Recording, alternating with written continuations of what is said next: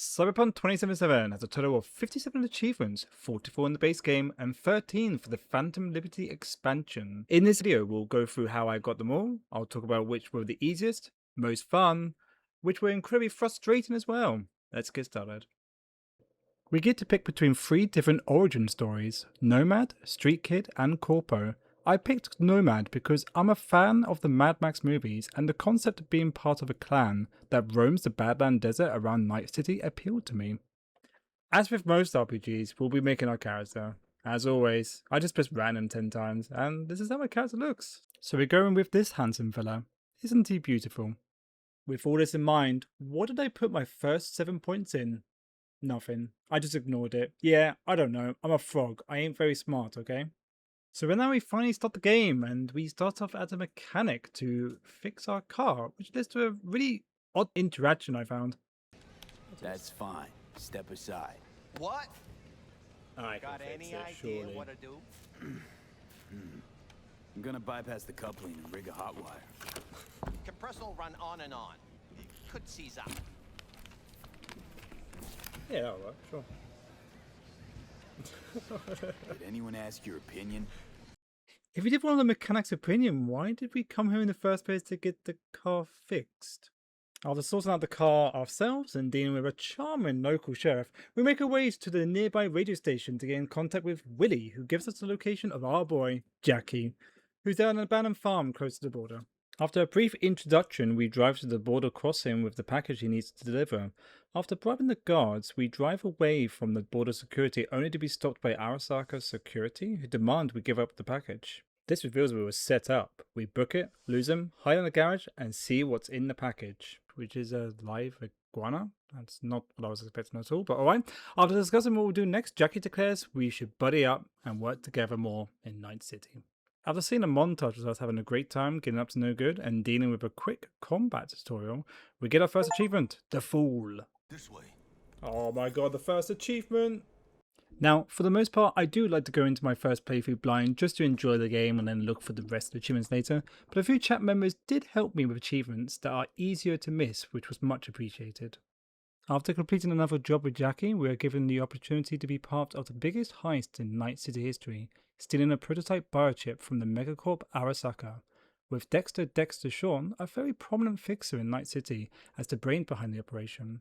Before we go meet him, we need to meet up with Vic, a Ripper doc who gives us some new implants as an IOU. This gives us our first introduction to how cyberware works. We can upgrade just about any body part. Want to scan and see better? Swap out your eyes. Want to jump higher or even double jump? You upgrade those legs.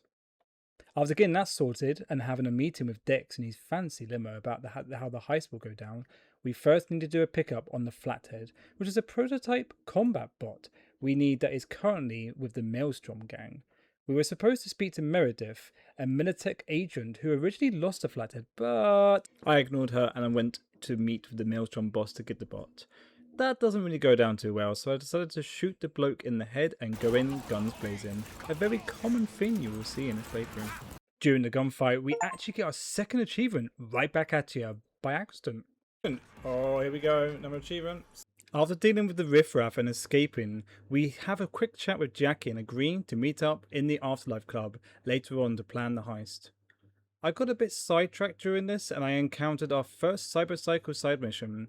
This is one of the 17 needed for an achievement.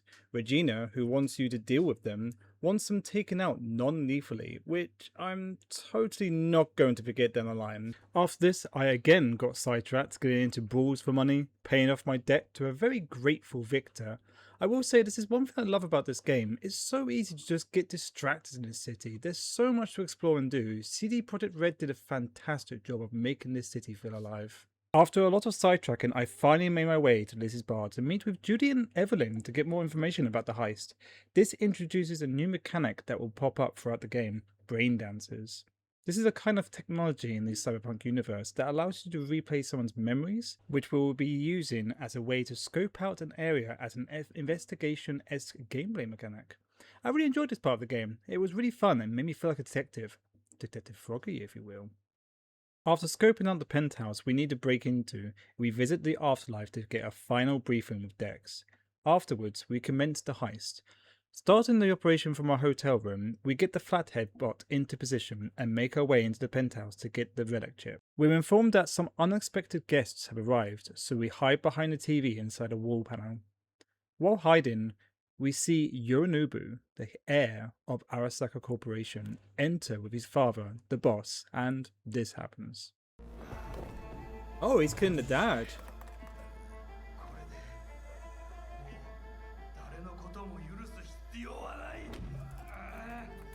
Oh, I thought it was the dad killing the son.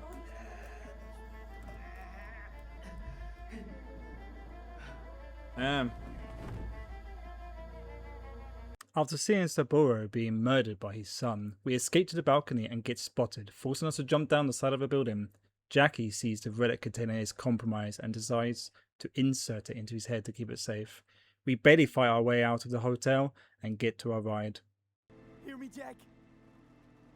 You're gonna be rich, mijo. No, don't die me, man. No, Jackie. We're gonna be rich. Don't give up. You can live. Biochip. Hold on to it. For me.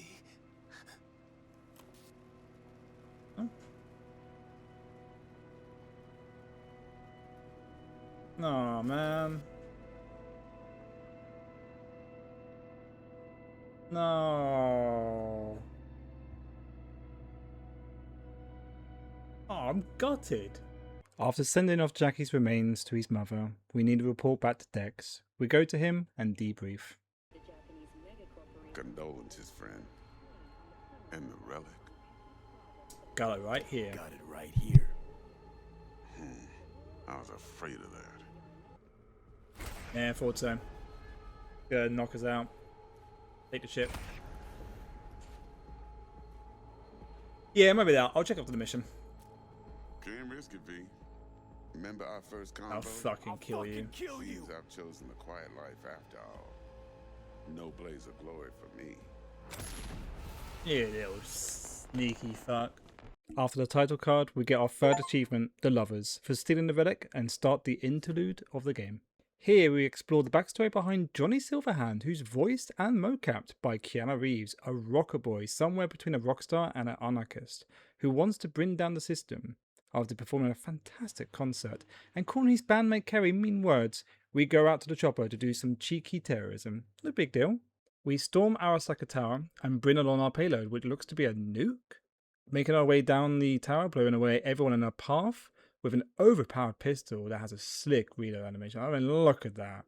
We plant the nuke and we get ready to leave. But Johnny has one more thing he wants to do, wanting to upload a virus into Arasaka's systems. After making our way to Kai Arasaka's office and uploading the virus, we return to the rooftop, but... oh shit. Grab my gun.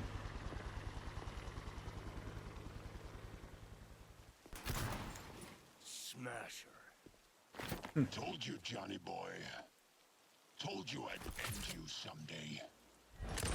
Oh no, my arm, no. Johnny is interrogated and seemingly knocked out, and now we're back in V's body, somehow still alive. We crawl across the floor and we see a familiar face. Heavier than he looks. Now, listen, dog. I have done exactly what you asked. So let's you and me figure... Deserved. Help me. Quiet. Oh, what's with these guys bitch slapping me all the time right now? While we don't know why Goro is saving us, we can't complain since he speeds us to Vic to get us fixed up, but the news is not good. Vic explains that after we were shot, the relic in our head repaired the damage with nanites, saving our life while also slowly killing us. The relic has the consciousness of Johnny Silverhand, and it will overwrite V's mind, eventually letting Tony take over. Vic explains he cannot remove the chip, and V only has weeks to live. Now, a dead man walking. Misty escorts V home and gives us some medicine that can help speed up the overwrite process or slow it down. Pretty grim. After V has a quick nap, we're woken up by Johnny standing nearby, acting very hostile. Who you work for, start talking. Fuck. V takes the medicine and we black out and wake up without Johnny around. Now this is the point of the game where we can freely do whatever we want. We get a call from Goro to go meet with him at a diner, so of course we go and meet up with him, right? No, we just go and work towards some side achievements for a good while. I meet a famous guy who has a problem with his willy. I was butt naked. Okay. Right. Great! Why are we standing here? To the car! Now! Is this Jesse Cox? Mixed in with a bittersweet quest helping Jackie's mum with his remembrance at his funeral. This gig was really bittersweet, but it's a nice way of remembering our friend Jackie, learning who he was, and the effect he left on the people in his life. Which we get our 4th achievement, Christmas Tree Attack, from doing a perfect hack. After a touching sender for Jackie and a follow-up call from Flaming Crotch Man getting his solution sorted, I went around Night City doing every side gig, NCPD scanner, and just whatever icon on the map I can find. One thing I will touch on is that it is very important that you actually succeed in every side gig possible, which are indicated by these green icons. Because if you don't follow the instructions correctly, you can fail and be blocked from getting an achievement, so make sure to quick save often unless you want to play through the game all over again. After cleaning up what felt like half of Night City, dealing with NCPD scanners and side missions, I finally went to meet with Takamura to see what he had to say and why he saved me. Takamura explains how he needs us alive to prove that Yorinobu killed his father, needing us as the witness so he can avenge Saburo. He also assures us that the Megacorp Arasaka can help us with the biochip problem.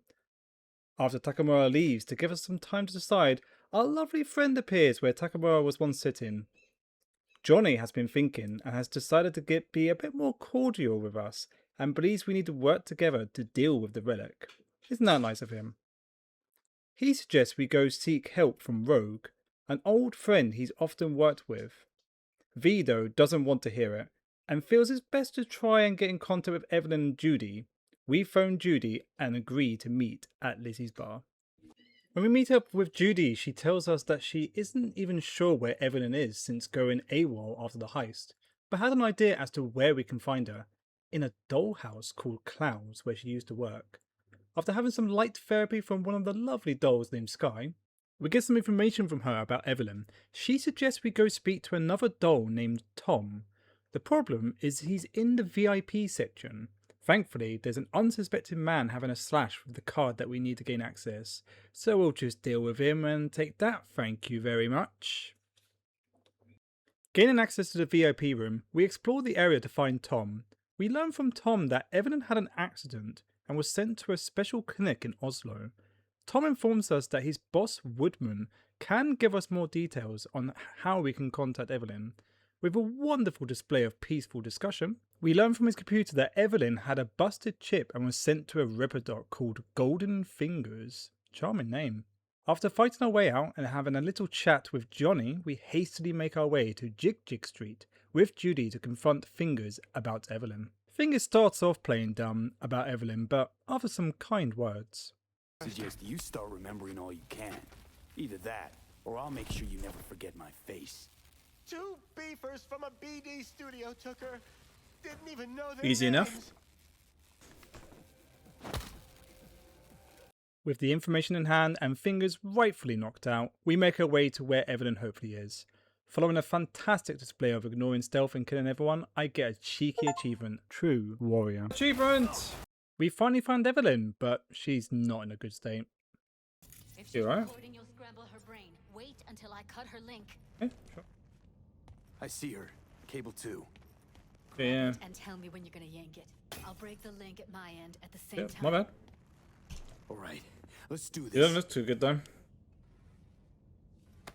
Wait for my signal. Here goes. Ready? And... Now!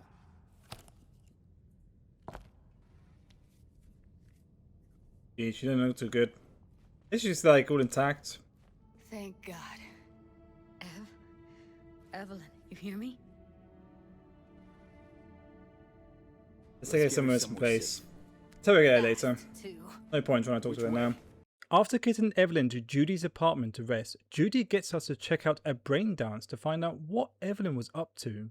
Inside the brain dance, it seems she met with a mysterious netrunner, but her face is blurred so we can't really identify her. Thankfully, we do get one clue, and that's a symbol on a nearby holoview that could point towards the Voodoo Boys, a mysterious gang in Night City with notoriously excellent netrunner skills. With a lead in mind, we of course go and do more side missions. Surely the main story can wait, right? During side missions and a quick stop to Victor, we get another achievement, full body conversion, for installing at least one implant in each system and body part. While cleaning up the streets, we get the achievement 2 heads 1 bullet by accident, which is lucky because it can be very annoying to get. We also get Legend of the Afterlife after hitting maximum street cred. That was quick. True Soldier, kill or incapacitate 300 enemies using ranged weapons. Gunslinger, shooting an enemy grenade in midair with a revolver. Very slick. Master Crafter, crafting 3 legendary items. Accidentally getting another achievement, Gung Fu. Living up to my name as Detective Froggy and cleaning up enough of the city centre of NC to get this achievement, City Lights. Go! Woo! Finally, after a long diversion, I get back to the main story and meet up with Takamura to discuss his plan. An upcoming parade hosted by the Arasaka Corporation will have Saburo Arasaka's daughter, Hanako Arasaka, present. This will be a rare opportunity for Takamura to speak to Hanako and hopefully convince her that her brother murdered her father. We agree to help Takamura and wait for him to prepare for the parade. Now I know what you're thinking, I'm going to do more side quest stuff. You'll be surprised to find that I don't. I actually started another main story quest. This quest follows what Johnny suggested before, speaking to the top fixer in Night City, who happens to be his ex-lover, Rogue. We speak to her in the hopes of getting information on Anders Hellman, the Relic's creator. Rogue tells us he's going to be inside a transport at a certain time, and directs us to a driver called Panam, who can help us take this transport to capture Hellman. Now this character is one of 5 major characters who have achievements attached to their questline. We have to be careful not to fail any mission or upset them in any way, because this can lock you out of the achievement. On my way to meeting up with Panam, I get another achievement, V for Vendetta. We meet up with Panam and help her deal with the mess her former partner made, which also gives us an achievement. Stan is... I'm sorry, I really can't pronounce it, but it's for choosing dialogue options related to our nomad life path. Panam then helps us capture Hellman for interrogation about the relic in the hopes it can be removed. Again, the news isn't good. I'm afraid I have bad news. Your neural network has completely deteriorated. It can no longer function independently of the chip. The damage has already been done. Our neural network has deteriorated too much for it to be removed, so we're effectively dying. He also gives us a blueprint for our brain and the biochip, along with a lovely achievement, the Wheel of Fortune. At least it brightens up the mood getting an achievement. Alright, up in the counter. We now need to wait for Takamura to contact us regarding the parade, and you know what that means. More side stuff. Joyous. And while doing the side stuff, I finished off all of the Cyber Psycho sightings for an achievement. I am the law. Ooh, achievement! And then an explosion as well, nice. Next, I went out of my way to get 2 achievements that require some setup. First of which is Damon in a Shell. Kill or incapacitate 3 enemies with 1 detonate grenade quick hack. The local police were nice enough to help me with this achievement. Hey, there we go, Damon in a Shell, very nice. The other achievement, Rough Landing, required me to perform a superhero landing to kill or incapacitate 2 enemies with a berserk cyberware. I honestly expected it to be harder, but I found a perfect spot here to get this achievement. Hey, Rough Landing, done. There we go, sorted. We also find the last remaining turret graffiti for the achievement, The Wandering Fool. Also clearing up all the side gigs and NCPD scanners in Haywood for another achievement, Mean Streets. A rare moment where I try to be stealthy and get the achievement Must Be Rats for distracting enemies with quick hacks 30 times. Sneaky sneaky.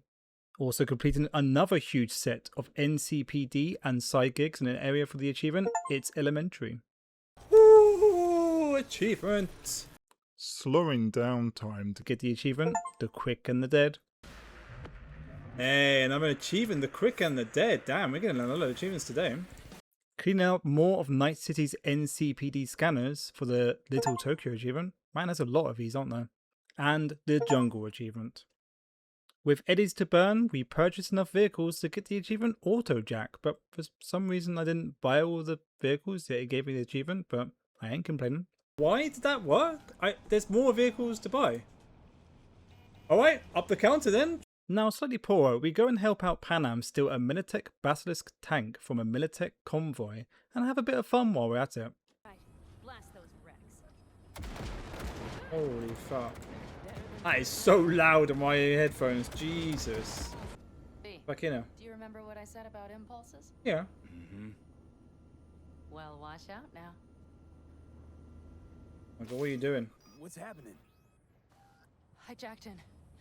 Our nervous systems are now linked. Right. Basilisk pilots working in harmony. That why I'm feeling everything doubled? Bit strange, yeah? Sensory feedback. Our systems are intertwined. Would you like to try it out? Oh, okay. Pause. Look, I'm not going to show what happens here, but let's just say they have a interesting time in the tank. We get interrupted from our fun times by Panam's boss, Saul, with him saying that their camp is under attack, so we race in our tank to take him out. We save the camp, Panam becomes co-leader with Saul, and we finish her character arc, getting her achievement, Life of the Road. Hey, there we go, we finished our thing. Life of the Road, another achievement, up in the counter to 28. Next, I finish off River Ward's character arc for this achievement. Now, I know you're probably going to be wondering, who is River Ward?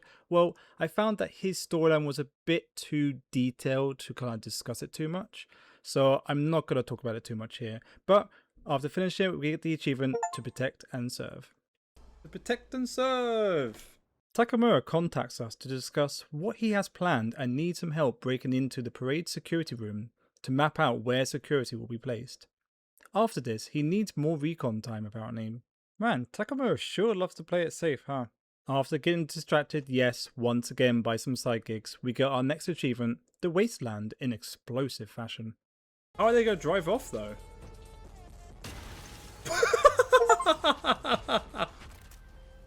What the fuck? With time to kill, we go to investigate the Voodoo Boys to get any information on Alt Cunningham, a famous netrunner. This leads us to the leader, Bridget, who helps us meet Alt. Just before we meet her though, we get another flashback where we play as Johnny and see more of his history with Alt. When we do eventually see Alt, however, we find that she isn't exactly human anymore. She's now one of the rogue AIs who live in the old internet behind the mysterious black wall. Luckily, she does still want to help us due to our ties with Johnny. This will require us to get Alt into Mikoshi, a heavily guarded top secret Arasaka data fortress and server network. That shouldn't be too hard to sort out, right? With some hope of being able to save our life, and after thanking Bridget, we get our story related achievement, the Hermit. Oh, there we go, the Hermit achievement. Woo! Since Takamura hasn't contacted us yet, we finish off Judy's questline, getting a relevant achievement, Judy v Night City. Hi there, Edison and Ollie here. Unfortunately, the footage for this part of the storyline, it got corrupted for some reason. I have no idea why, everything else worked fine. So I will just talk over briefly what actually happened in the storyline with what we missed. Pretty much what happened was that after Evelyn was kind of recovering, she sadly killed herself. A bit grim, I know. We then work with Judy to kind of get revenge on what's happened with her. We go against the Triad gangs, sort it out, have a nice little chat with Judy, and she decides to leave Night City and lead a new life. Bit of a bittersweet ending. Sad that our friend Judy has left, we let off steam by cleaning up Pacifica for the achievement, Greetings from Pacifica. Woo! Achievement! After that, Takamura is finally ready to let us know about his next stage of the plan. He wants us to hack the parade that Hanako will be on and wants us to be discreet about it. Oh dear, I don't think Takamura knows who he's talking to, does he? I am the least sneaky frog ever, yet somehow I actually do it. No save states whatsoever? Nope, not at all. With the float hacked and with Arasaka none the wiser, we are ready for the parade. We wait with Takamura and initiate a plan. We're tasked with taking out the snipers to ensure Takamura doesn't get shot. After dealing with them, Takamura needs us to handle the netrunner to ensure the float with Hanako slows down enough for him to board it. Break. Oh. Of course you're here. The fight is over and the frog is victorious. Takamura pleads with us to spare Oda, and we do. Yeah, you heard that right. I can be merciful. Using the Netrunner's PC to check the cameras inside the float, we see Takamura get Hanako and he tranks her. Looks like a simple talk turned into a little bit of kidnapping. We book it out of the area ASAP, confused as to why Takamura did this. Takamura then contacts us to meet us at the safe house, where he will explain himself. There, we sit face to face with Hanako and tell her the truth of what happened, but she refuses to believe us. Before Takamura can try to convince her. Flashbang! The safe house is breached by Adam, Smasher, and Arasaka forces. Smasher takes Hanako via an AV just moments before the floor collapses. Now, this is one part of the game where you can miss an easy achievement. When you fall to the level below, Johnny will just tell you to leave Takamura and get the hell out of there. If you do so, Takamura will die. Alternatively, you can ignore Johnny and jump back up to help Takamura. This will ensure his survival and prevent you from missing out on an achievement attached to Takamura. So that is of course what I did, but not only because I want the achievement, the achievement is the main thing I want to get, but I don't want Takamura to die, okay? I really like this character. We fight our way out of the apartment and separate. After that, we retreat to the Sunset Motel to hide from Arasaka. While we're being scolded by Johnny for not leaving Takamura to die, a car arrives outside our room and its passenger asks to speak with us. Who is it? A proxy doll sent by Hanako? Hanako takes control so she can deliver her message. She says she believes us and Takamura and confirms he's alive. She wants us to meet her at the Embers and leave us a well-deserved achievement, the High Priestess. Another achievement, we managed to speak to Hanako and we have that achievement done. The counter is going up to 34. Nice. The next part of the quest is the last for the main story, so we're going to make sure to do all we can before we start on that. One side quest we will start now is very important. We must choose the right dialogue options to unlock a secret ending in the game. Johnny wishes to take control of our body so that he can explain everything to Rogue and convince her to help him get revenge on Smasher. Though, in classic Johnny fashion, he would prefer for us to drink an obscene amount of booze, get with a prostitute, then crash a car before contacting Rogue, leaving us with the worst hangover ever. Thanks a lot, Johnny. But Johnny was true to his word and convinced Rogue to help out with finding Smasher. She takes us to a dock in Night City where we get information from a man called Grayson, who's previously worked with Smasher. After a very quick fight with him and knocking him down, we collect his gun, which turns out to be Johnny's. This gives us the achievement Breathtaking for collecting all the items belonging to Johnny. We sadly learn Smasher is in Japan after being made head of security and is therefore unlikely to return to Night City anytime soon. Somehow I doubt that's true. A frustrated Rogue leaves and Johnny asks us to drive to his unmarked grave to have a little heart-to-heart. Now here is the important part about the secret ending for this game, but it's more importantly for an achievement related to Rogue. If done correctly, Johnny will warm up to us and ask us to take control again so he can take Rogue out on a long overdue date at the movies. Netted us another achievement, Bushido and Chill. Bushido and Chill achievement, nice! With that done, we haven't much left now. We are in the home stretch, everyone. Johnny now wants us to go to find his old band member, Kerry. Why, you might ask? Well, he wants to have a sick gig with him, of course. Come on now. Johnny is a rock star. Of course he wants to play a gig for old time's sake. While waiting for the gig to start, we whack out an achievement which I have to say is the most frustrating achievement in this game, and that is Frequent Flyer. Now this one was the one I took the longest with. I had the biggest trouble with finding an up-to-date map that actually had all the travel data terms because they have added more since release. Plus I was never really good at spot the difference growing up, but not surprising considering frogs are not really known to have good eyesight. Eventually though, we finally got it. Will it pop now? Hey! We did it!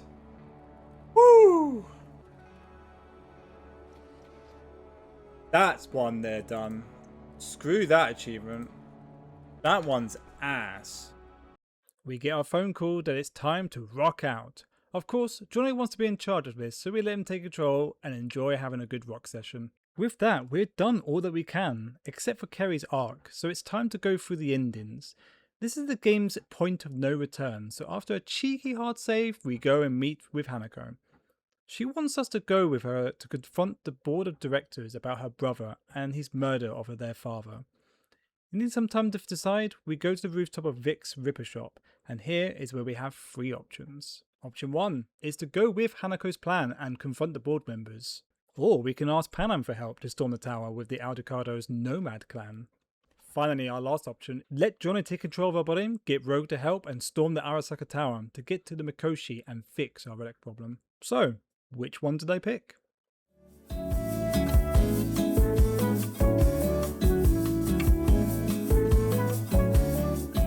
If you said go with Johnny's plan, you're 100% right and you get a pat on the back. This made the most sense to me and felt more fitting for the story. Johnny takes control, meets up with Rogue, forms our plan and takes on the tower. We get to the Mikoshi, all guns blazing, taking out all the goons, and this happens. Can't turn back time, Johnny. Ever. But you can always start over. Boom. Yeah, I know, right? Holy fuck.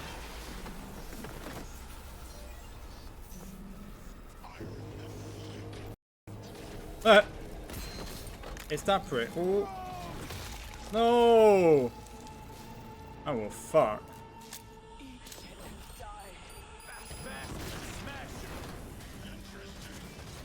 Fucking Smasher, bro.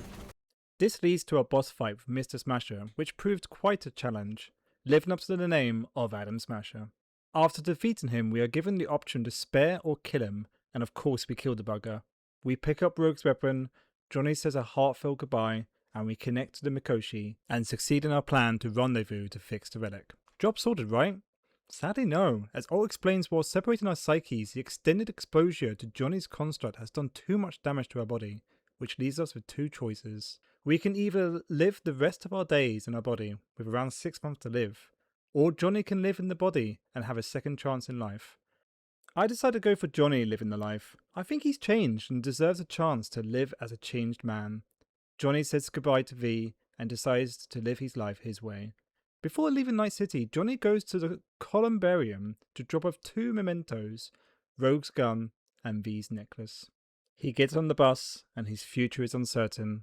A very bittersweet ending, but it gives us 2 achievements, the world and temperance. I'm so glad this was the ending I went with first. It was sad, but I felt like it was the most fitting for the story. Johnny gets to live a different life after his experiences with V and show the world the new and improved Johnny, though I did feel really bad he has to look like this character. Surely he can sort that out though, right? Now for the other endings. Next I chose the Arasaka ending, which has a different setup compared to Johnny's plan. Hanako reveals a twist to us though. Her father is alive, using the same technology to keep Johnny alive as an anagram. She wants us to bring the anagram to the board meeting and have him give them a right bollocking. I'll go and kill him.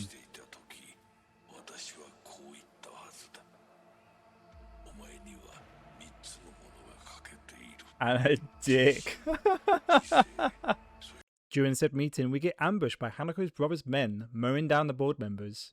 We fight our way through to reach Yorinobu. On the way, we are met with Adam Smasher, going through the same boss fight as before. Finally, we get to Yorinobu, with Hanako in our ear asking us not to kill him.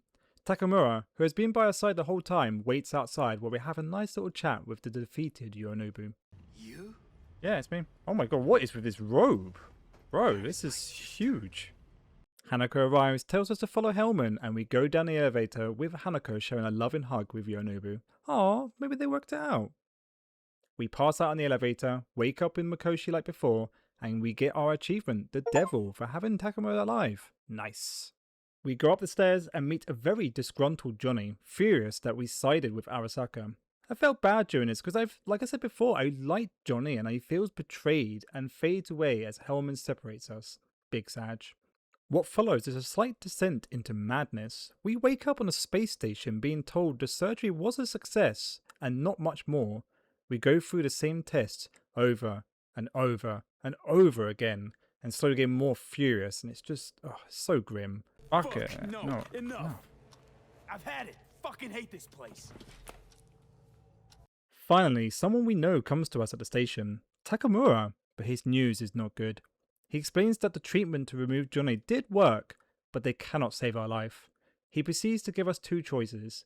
We can live out the remainder of our short life on Earth, or sign a contract agreeing to digitize ourselves as an enneagram and wait for Arasaka to get a new body for us. Either way, it's not really good. We go for the chance of a new body, and the scene ends with us going on the surgery table with a slim hope we will live again. To me, this is the game's bad ending. We've given our soul to the corpos. Johnny fades away hating us, and that's it. I was annoyed with myself for making this decision. This leaves us with 2 more endings. The next ending is getting the help of Panam and co to raid the tower, meet up with the clan, and explain how we need to raid the tower to save my life. Thankfully, they are very glad to risk their lives for me. Aw, how nice of them. The plan is to use a drill at a construction site and just dig our way to the Mikoshi. Well, that's an interesting way of doing it. Saul, the leader, does explain that they aren't doing it just for me. Being able to steal a lot of Arasaka tech will benefit the clan a lot, but it's still a huge risk. We raid the construction site, fight against waves of Minitech guards, and get to the drill. We then drill away below the Arasaka tower and get to the same set of doors where, you guessed it, Adam Smasher is here to fight you again, but not before violently murdering Saul. Right, is Saul dead? Yeah. Just as I thought.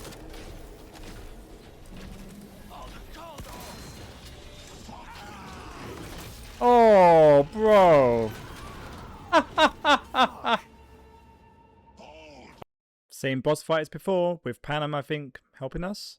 I honestly didn't notice. We beat Smasher, then spare him because why not, and hook ourselves into the Mikoshi. We meet Johnny again. He says he's surprised to know my clan actually did it, and we're given the same choices again. For this, I have V go back to his body, with Johnny saying goodbye, and we leave Night City with the clan. We're left with a small hope when Panam says they have connections that would help us live, leaving the future uncertain, but with the hope that V can be happy with Panam and her clan, giving us another ending, the star. This leaves us with a secret ending, and this one is pretty fun. If we wait for over 5 minutes whilst looking at the options, and have gotten our friendship high enough with Johnny, he will offer a 4th option, a suicide run. Just storm it ourselves in a blaze of glory. This is honestly very fun. Go in as an unstoppable machine, hacking and slashing at everyone in our way. One twist being that our max health is slowly going down due to the relic damaging us, which really adds the difficulty to this mission. Same as always, we fight Adam Smasher, hook up to the Mikoshi, and are greeted by Johnny, who compliments us, and back to our 2 choices again. Here we choose to go back to our body, say goodbye to Johnny, and wake up in a very fancy penthouse. We go to the Afterlife Club to discuss one last job, which is getting data from some clients in the Crystal Palace Casino in space. We go up into space, open the hatch in our lovely spacesuit, gun in hand, and fade to black. Most likely going out in a blaze of glory as he wanted, given the achievement, the sun. With that, we have completed all the endings of the base game. This leaves only 2 achievements, Kerry's storyline and maxing out one of the passive skills, which for some reason I don't have yet. I did try to start Kerry's storyline, but for some reason midway he refused to phone us, so I couldn't carry on with it. I decided to leave it for now, and we got started with the DLC. On to the DLC. This takes place before our meeting with Hanako at Embers as a decently sized side mission. We're contacted by Songbird, a talented netrunner asking for help. She's currently on board an aircraft with President Myers, which is being forced to land in Dogtown, and is at risk of being captured by Bargrest, a military gang that controls the whole town. She promises she can cure our relic problem if we can help her out. I mean, sounds good seeing that none of the endings from the base game actually fix us. She gets us inside Dogtown to rendezvous with the aircraft, and this happens. I don't know what's going on. Oh shit. Uh-oh. Well, that's not good. What the fuck's firing this shit? Uh-huh. Songbird! God damn it! Shit! Oh my god. Jesus. Okay. Yeah. Alright, we'll rip them, I guess. We'll find out, I guess. But Sure. No fucking problem. as you do. Well, time to save the president. Songbird contacts us again, saying that she and the president are fine, but have crash landed in the middle of town, and we need to book it to them ASAP before the military capture them. So, we get to the president as fast as we can. Doesn't look good in here, though. A lot of blood. Oh, Jesus Christ, that made me jump.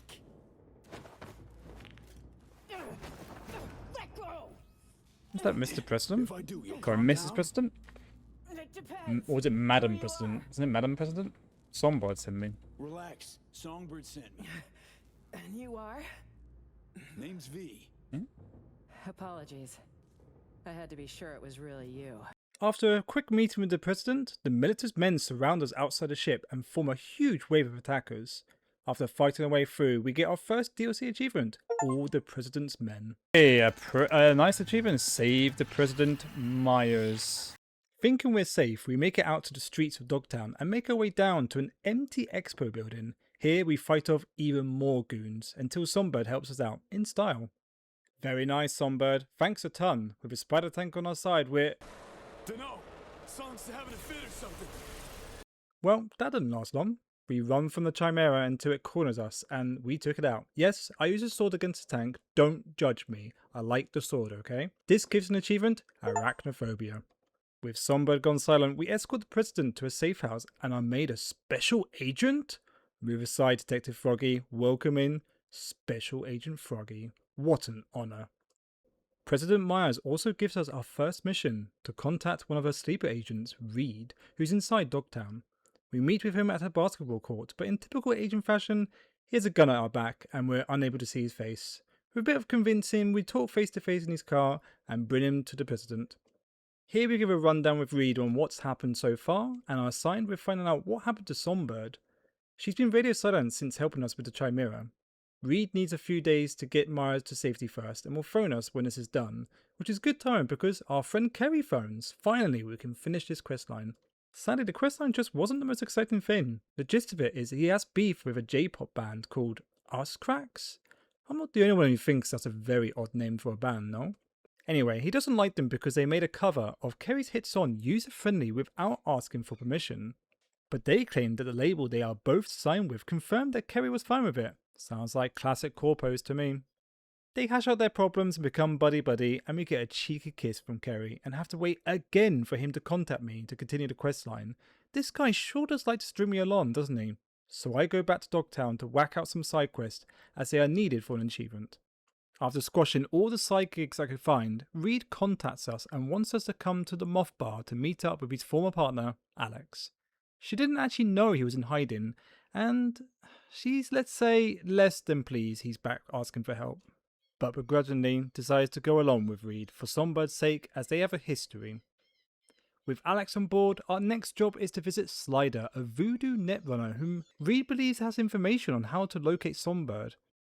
Reed blackmails the poor blind lad to jack into the black wall to establish a connection with Songbird. The good news is she's alive, but the bad news is that Hansen has captured her, and even worse, she reveals she's dying from her extended use of the black wall.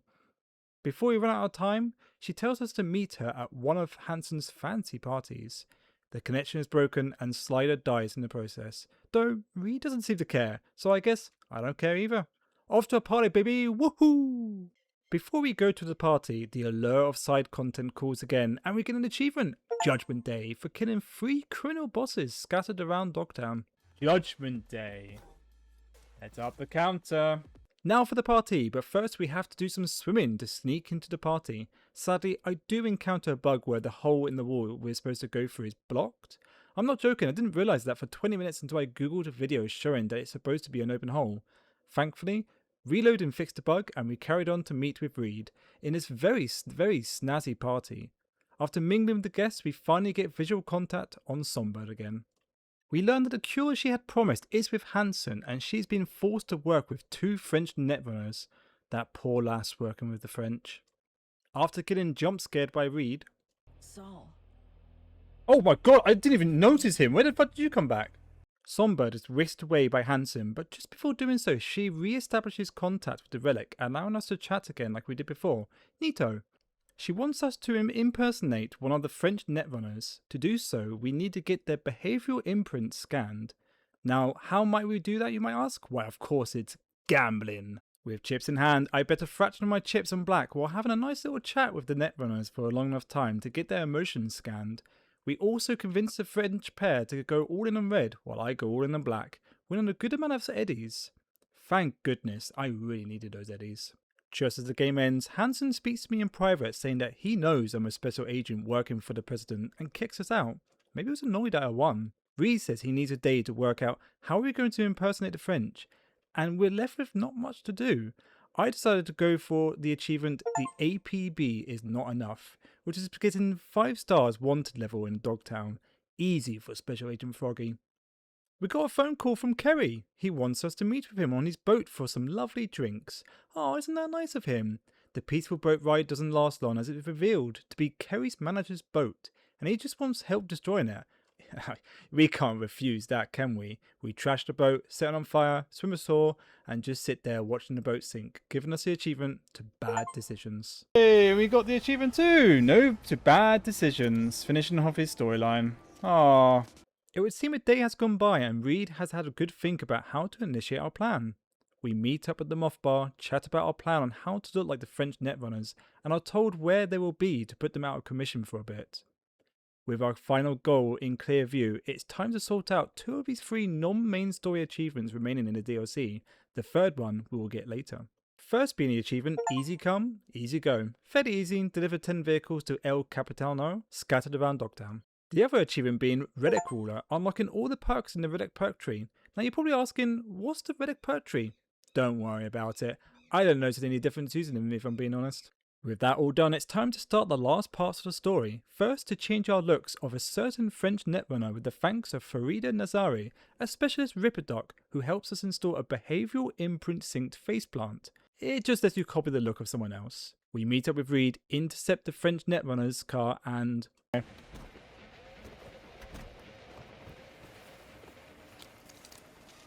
Nice. Can you get me out of the trunk, please? Oh my god. Whoa. I'm just killing him. What in the fuck? Yeah, I didn't expect you to kill him. What the fuck? Oh, I thought when they said they would take him out of commission, I thought we would just knock him out, you know? But, okay, no loss here. Alex takes the impersonation of the French lass, and I do what every frog fears, becoming French. What the hell? I would be annoyed if I woke up like that. With a heavy heart, we make our way to meet Hansen. Now, I didn't go over exactly why Songbird was working with these netrunners. The reason was because Hansen's in control of the cure Songbird had mentioned at the start to her biochip problem. It's also a way to heal her from the excess damage she's done to her body from going into the Black Wall. Her skills as a netrunner and the French netrunners have the access codes to gain entry to the neural matrix.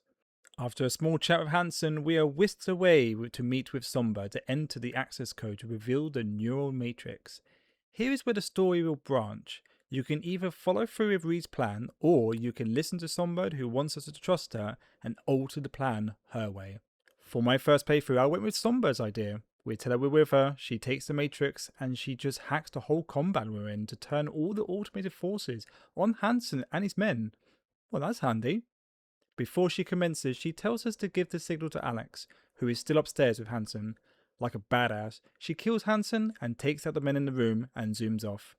Meanwhile, with Songbird's support, we blast away out the compound, escaping with the Matrix. We separate from Songbird for now as she arranges transport to the moon. Yep, we're going to space. After waiting a few days, we meet up with Songbird and made our way to the NCX spaceport. But why the moon? Apparently there's a contact Songbird knows called Mr. Blue Eyes who can aid her and V when using the Matrix to heal us both. Being wanted does mean we can't just waltz into a starport, meaning we have to do stealth. Surely I stealthed this late into the game, right? So yeah, I got caught and fought my way out. Now in my defense, these cops were really smart and super alert. I've never seen such diligence. Security dealt with and Songbird in tow, we reached the rooftops and the elevator to reach the main hall. When the doors open, we're greeted by FIA troops just killing everyone. Time to have fun. Oh my god, they're actually just killing civilians. Well then I have to kill them all, yeah? Hacking and slashing our way through the troops, we reach the train terminal that will take us to the spacecraft. While we wait for the train to arrive, we hold off more FIA forces and start to get overwhelmed, leaving no other option than having Songbird use the Blackwall power one last time, and by god, this part is great.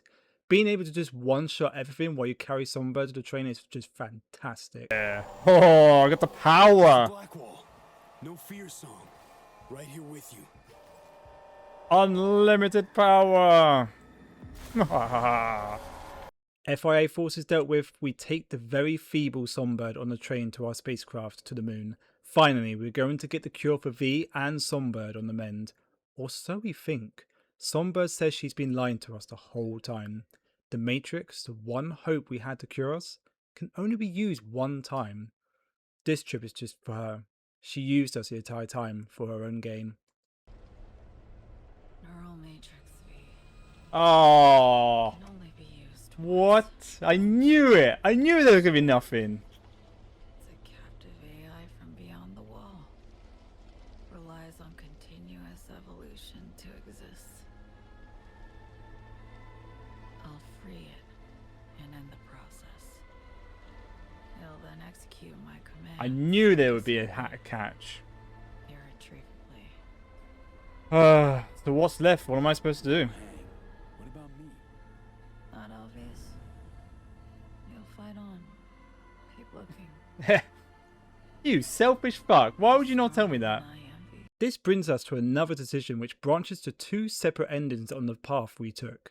We can follow through, taking Songbird to the shuttle and send her off to get the help she needs, even though she lied to us. Or we can call Reed and submit Songbird to him.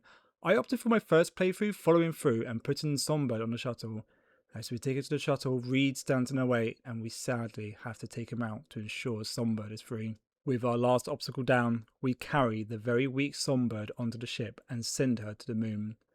With her freedom ensured and leaving us back where we started, but with the achievement King of Wands. A very bittersweet ending, but what happens if you side with Reed at the very last moment and surrender Songbird? Well, Reed is just happy to have this over, takes Songbird with no strings attached, and ends in a similar way, just with Songbird's future uncertain, giving us the achievement King of Swords. It's time to go back to a previous save where we met Hansen and follow through with Reed's original plan. Songbird doesn't exactly react well to this. She tells Hansen over comms who we are, killing Alex in the process, and Songbird yet again uses the black wall to escape on her own. Like before, we fight our way out, but this time we have to kill Hansen ourselves. After doing so, we make our way outside and rendezvous with Reed. As we drive around Dogtown, we locate where Songbird has gone. She's been captured by Max Tech, NCPD's elite heavily augmented cyber-psycho squad. Not good at all. But Reed isn't going to give up. He's determined to get Songbird, which means ambushing their convoy. After a bit of planning and finding a decent place to block them, we just have to wait for the convoy to arrive.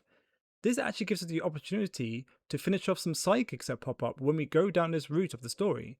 Finishing them off gives us the achievement Dirty Deeds. Finish off the last of the sidekicks unlocks one final side mission, which will give us another achievement, Spin Doctor. The achievement, Spin Doctor, run this town. Excellent. This is the final stretch now, 4 achievements to go, and it's time to stop this convoy to retrieve Songbird. After a bit of final prep with Reed, we stop the convoy in its place, take out the guards, and she just escapes again with Blackwall powers. Sheesh, she really doesn't want to get saved, does she? Following the trail of destruction she has left behind, it leads us to an abandoned underground research facility. Why is she trying to go down there? Songbird pops up on the screens looking very creepy and scary. Spooky! Not fully. Not me. How it feels to lose yourself. Well, yeah, I can't do with him, you know? Why you betray? Stop running and let us help. Yeah, let us help you. You still trust Reed? Yeah, and I don't trust you. It's more convenient. Yes. It's not the convenience that you don't give me the...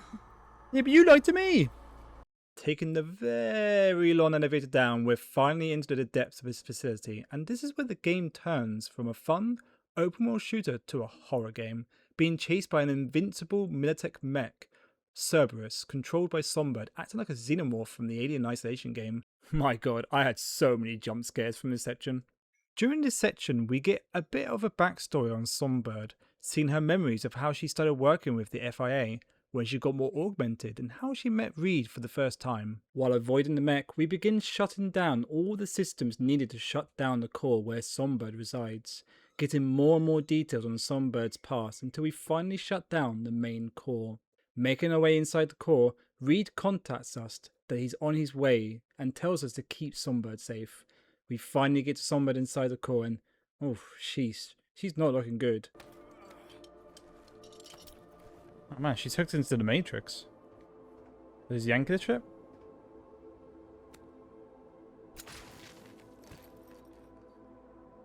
Jesus, look at her. She's all just fucking hooked up like a robot.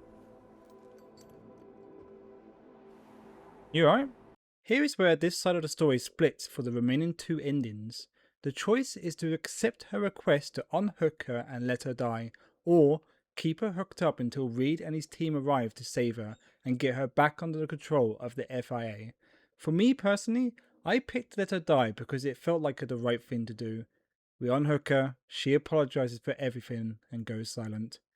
Reed arrives unable to disguise how he feels about seeing her lifeless body. We cut to Reed, V and Songbird's body in the back of the car, driving to the checkpoint to meet with President Myers. Myers is not happy at all with what happened. Our mission was to bring her alive, not dead. And seeing as this was a massive failure on our part, they whisk Songbird away, leaving just V and Reed in the dusty waste to have one last talk. Reed, feeling like he let Songbird down, and taking responsibility for not saving her life, gets up and walks into the distance alone, giving us the achievement, King of Cups. The achievement, the King of Cups. Wow, that was a really good ending to that. Now for the other ending. We keep her alive long enough for Reed to safely unhook Songbird and deliver her to the President alive, as she wanted. Acting cordial and giving us a sweet medal. The more important thing with this ending though, is she will follow through with her promise to provide treatment for V. We speak to Reed as Songbird is taken away with the NUSA's medical team, still sure he made the right choice for Songbird keeping her alive. He lets us know he will contact us soon regarding treatment on removing the relic and hopefully saving V's life, and giving us the achievement, King of Pentacles. That leaves us with 2 achievements remaining, with one of the endings connected with the treatment for V. While waiting for Reed to contact us, we can deal with an achievement we still haven't gotten from the base game, which is reaching the max level in any skill.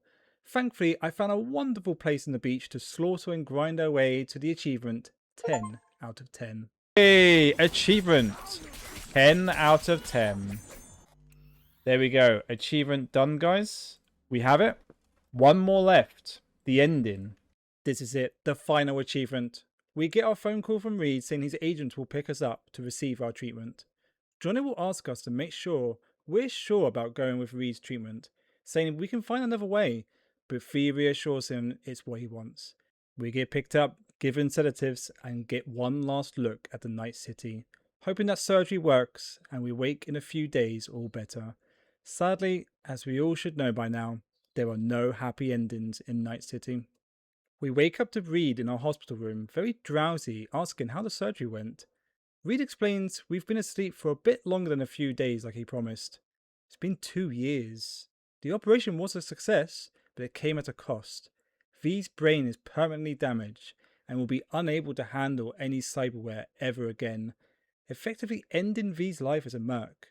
We've phoned up friends we've made along the way, and sadly, most of them have just moved on. Judy is now married and living a peaceful, happy life with her wife. Panam doesn't even answer the phone. Kerry is touring, having the rock star life, not really showing much interest in the conversation being interrupted and leaving abruptly. We finally phone Victor, who is ecstatic to hear from V and wants him to come down to see him in Night City. We cut to V taking a cab and making our way to Vic's shop, which has changed for the worse as it's owned by a Ripper Doc Corp, with Misty's shop gone completely. Vic, happy to see us, is confident the doctors that worked on V is wrong, and he can help us, but this leads to disappointment as he concurs they're right, nothing can be done. V leaves the clinic looking lost and fades into the crowd to live his life as an average citizen of Night City, giving us our last achievement, the Tower. V. But the last achievement pops up. You went and beat the biochip, and in a manner of speaking, And that's it. Johnny. And that is it. Cyberpunk 2077. 100% achievements. So how does this game hold up? Honestly, I really enjoyed it. The world is rich with details and touches that make you want to drive around and take it all in. Each ending brings out a different emotional reaction. With so many memorable characters, funny moments, and of course the heavier moments, the story really is fantastic and is the selling point of this game. My only personal issue with the game is that the RPG elements seemed quite lacking at times. I didn't really feel like upgrading my cyberware much because it didn't really make much of a difference, except for a select few. The DLC talent system was especially bad with this, as I didn't notice any difference at all when I put the upgrades in. Now for the real question, should you 100% Cyberpunk? Yeah, I think you should. It's a very enjoyable game to 100%. It shows you the whole city, you find lots of cool quests, you meet more characters. It's good fun, and it's not the most frustrating thing to 100%, so definitely 100% it. I hope you enjoyed my first video. Please do let me know in the comments what you thought and give your experiences with playing the game, positive or negative. And if you want to watch me 100% more games, feel free to check me out on Twitch. Thank you so much if you watched the whole thing, I really do appreciate it. And I'll see you in the next video. What is the next game I'll be doing? Well, you'll have to wait and find out. Bye bye.